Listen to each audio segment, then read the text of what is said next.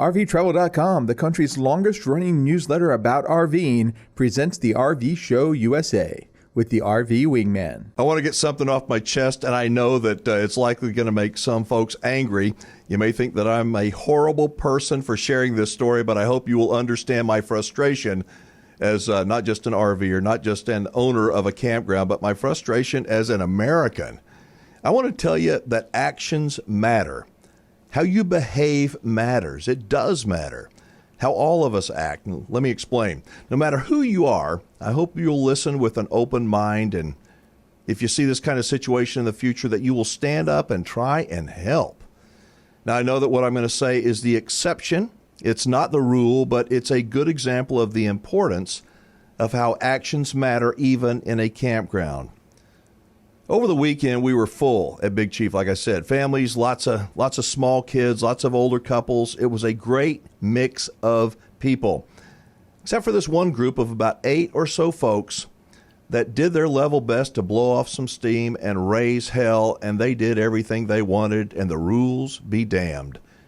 They were hell-bent on doing whatever they wanted. You may ask, why? I don't know. I have no idea. So this group of troublemakers were from about, 25 to 30 years old, and they were the loudest, most foul-mouthed and oblivious group that I have seen at Big Chief in a long time. Within an hour of checking in, they were hitting the alcohol hard. Maybe not quite as hard as they were hitting the music, though. I mean, it was pounded.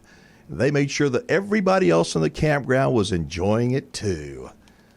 Now, some alcohol, some music is the norm. We expect it. We do.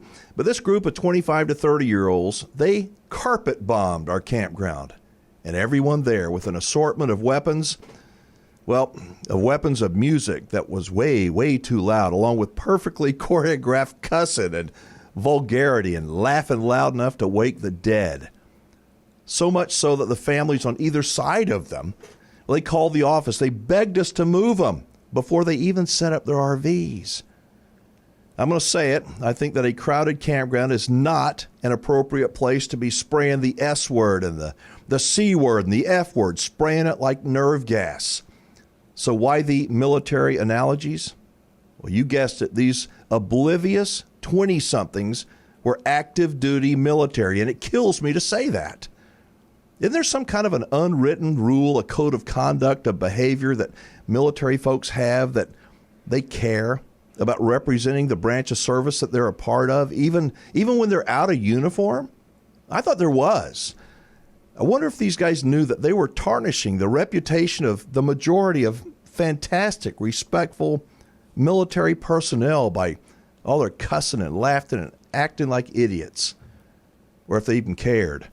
Again, I support our military folks. I do, and we make it a point at Big Chief to thank them, every one of them, for their service, including these guys. And so, as I often do, I went over and I very nicely, I said, hey, guys, you know how much we appreciate your service. I mean, we do, but please. They're like, huh? I said, come on, look around. I asked them, what do they do in the military? It turns out that they are the ones that go out and look for those IEDs. Yeah, a very dangerous job.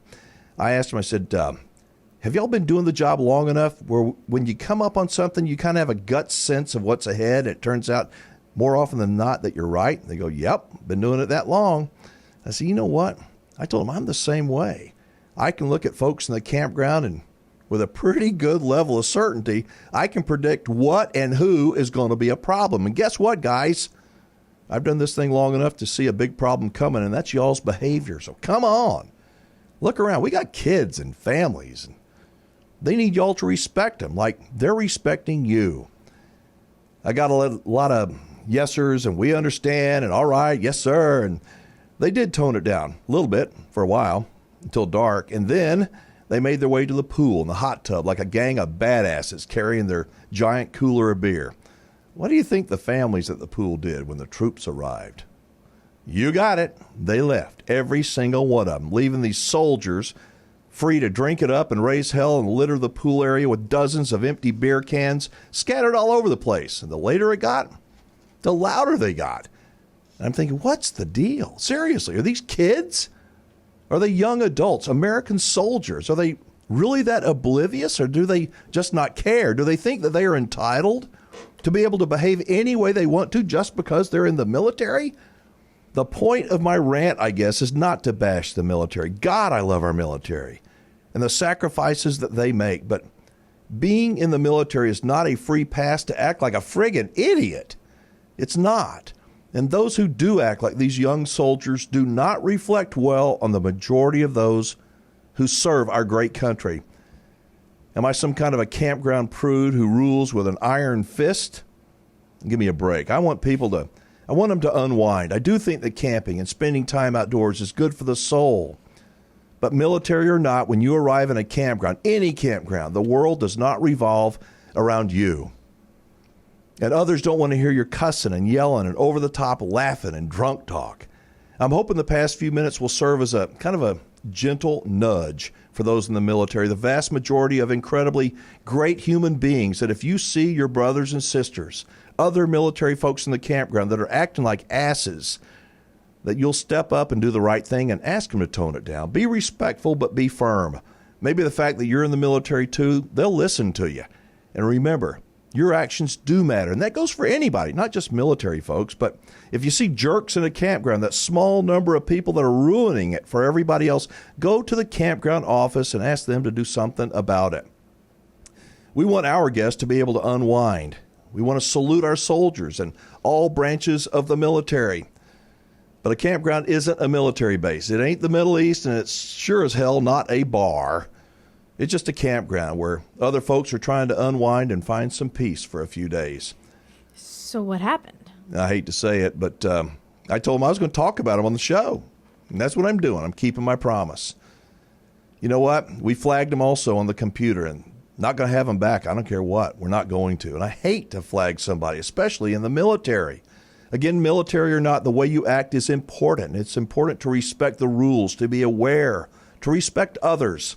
As always, we'd love to hear what you think one way or the other. You can call and leave us a voicemail or post your comments if you're watching on our live stream or on YouTube. Our number is 1-330-WINGMAN, 1-330-WINGMAN. I'm glad to get that off my chest. Hi, this is Goose from the RV Show USA, and these are today's winners to ensure you get your $50 gift card. Make sure you send an email to info@thervshowusa.com. And if you would like to enter to win a $50 gift card of your very own, head over to thervshowusa.com and sign up for our email list. And if you like this video and would like to see more, make sure you hit the subscribe button. It's right over there. And turn on the notifications so you will be notified whenever a new video comes out for the RV Show USA. And as always, thank you for watching.